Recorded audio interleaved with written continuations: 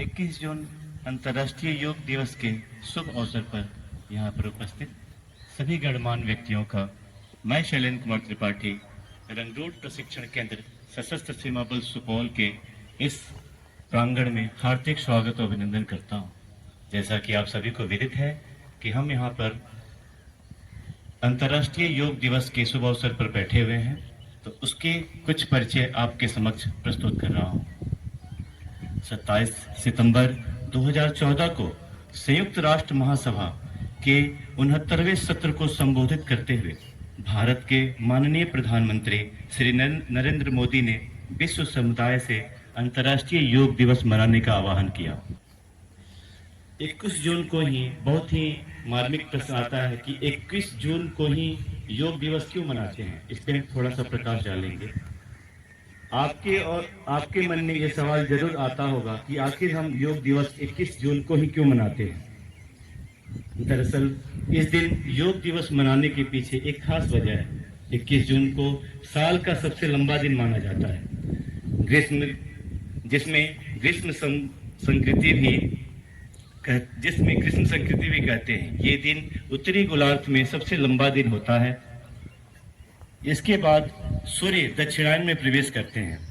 इस दिन को योग और अध्यात्म के लिए विशेष दिन माना जाता है। यही वजह है कि 21 जून को अंतर्राष्ट्रीय योग दिवस के रूप में मनाते हैं।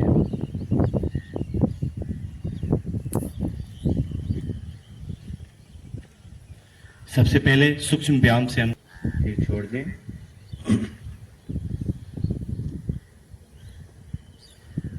अब ओम के उच्चारण के लिए लंबी गहरी सांस भरें।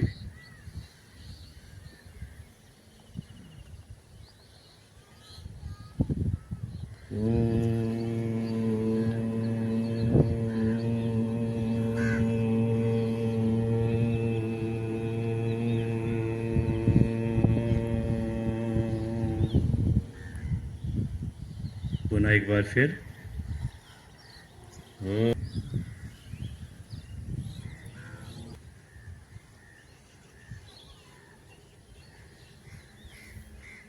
गुरुर्ब्रह्मा गुरुर्विष्णु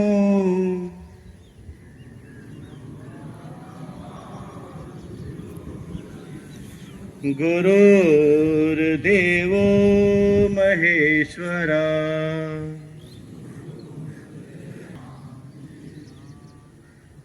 असतो मा सद्गमय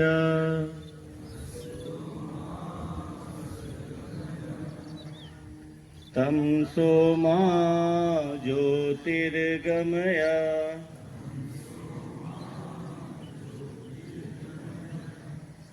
मृत्योर्मा। इष्ट मित्र गुरु को प्रणाम करें, उस परम पिता परमेश्वर को प्रणाम करें। सभी अपने हाथ को वक्ष स्थल के पास लेके आ जाएं, अपने चेस्ट के पास प्रणाम मुद्रा में सर को झुकाएं और उस परम पिता परमेश्वर जो अदृश्य रूप से हमारे हर काम में हमें सहयोग दे रहा है उसे प्रणाम करें। अपने ध्यान को एकत्रित करें। धीरे धीरे आंखों को पलकाते हुए खोल लें। आप सभी को प्रणाम।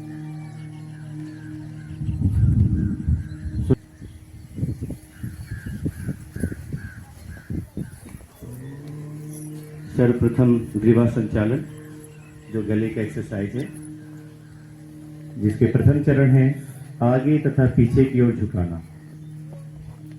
पैरों के बगल में आराम से खड़े हो जाएं। हाथों को शरीर के बगल में सीधा रखें। आंखों को खोल दें। सांस को नॉर्मल रखें। सांस को बाहर निकालते हुए सिर को आगे और सांस को लेते हुए सिर को पीछे ले जाएंगे। जैसा कि आपके सामने हमारे तीनों योग साधक कर रहे हैं, उनके साथ दोहराएंगे।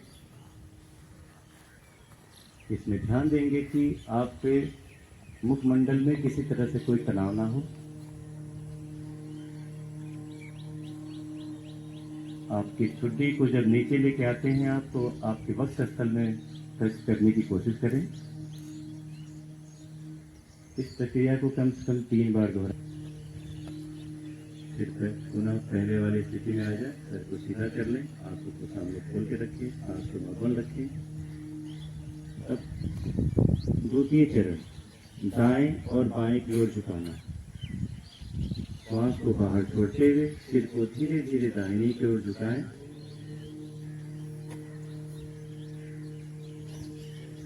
ध्यान रखिए, कान को कंधे से इतना ही नजदीक लाना संभव ले जाए जितना में किस तरह से कोई कीड़ा या खिंचाव ना हो।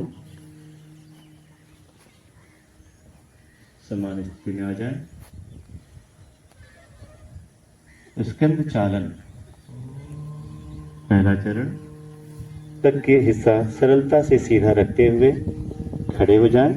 बगल में अपनी दोनों भुजाओं को सिर के ऊपर उठाते हुए, जैसे कि आपके सामने हमारे गुरुजी लोग कर रहे हैं। सांस के जिस तरह से आपकी धीरे धीरे श्वास आपके शरीर में आ रही है, हथेली बाहर की तरफ रुकी हुई हो। मोटा मसल कान से टच करें, हथेली को के गैप रखें, हथेली। फिर सांस को छोड़ते हुए नीचे लेके आए।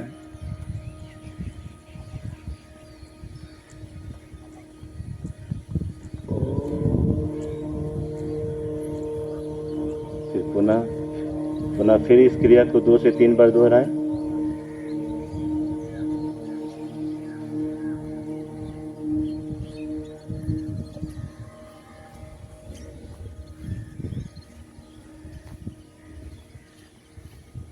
बस ध्यान ये रखें कि मोटा मसल कान से टच हो, और जब आप नीचे लेके आते हैं आपके थाई में पूरा होगा। फिर इसे 2 बार दोहराएं।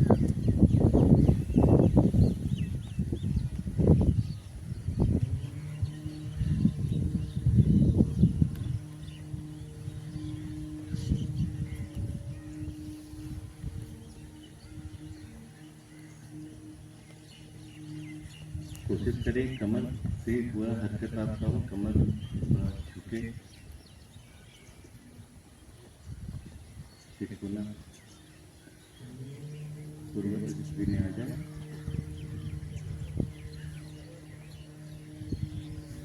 इस क्रिया के बाद सभी विकल्प स्थिति में आ जाए।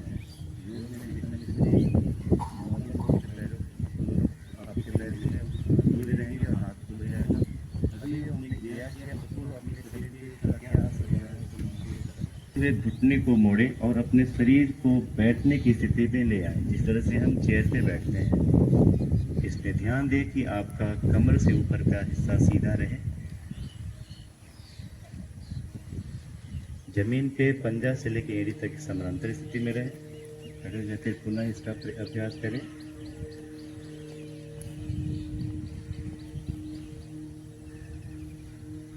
इस विधि को कम से कम 2 से 3 बार करें।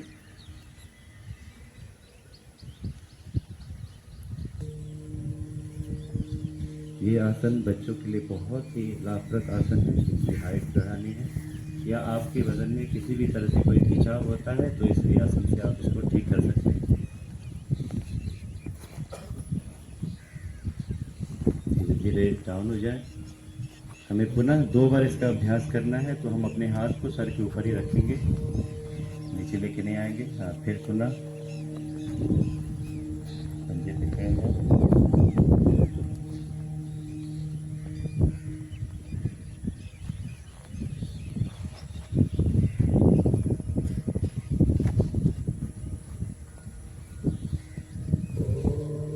पुनः एक बार और करें इसको। जब आप पंजे पे आते हैं तो आपका शरीर पूरी तरह से तन जाए, ताकि आपके शरीर के जितने भी नब्ज हैं वो सीधा हो जाए।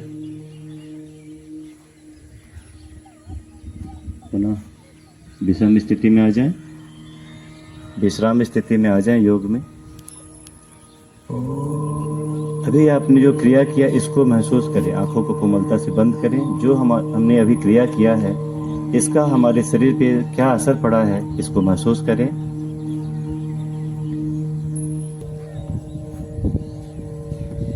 वृक्ष शीर्षासन का अभ्यास करते हुए सर्वप्रथम दोनों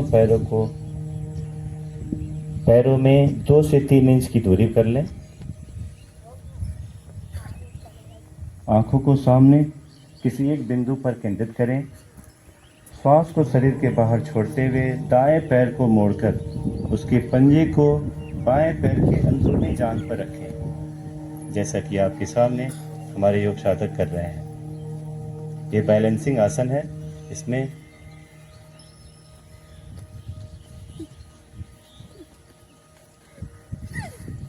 ये बैलेंसिंग आसन है। ये आपकी एकाग्रता को बढ़ाने में बहुत ही सहयोग देता है।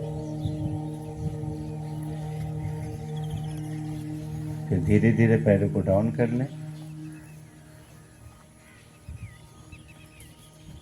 फिर हाथ को साइड से होते हुए नीचे कर लें। फिर पुनः दूसरे पैर से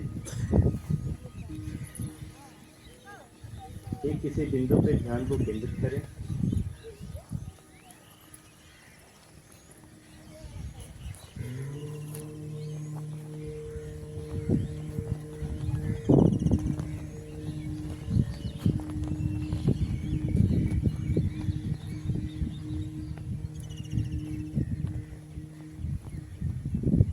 धीरे धीरे वापस आ जाएं।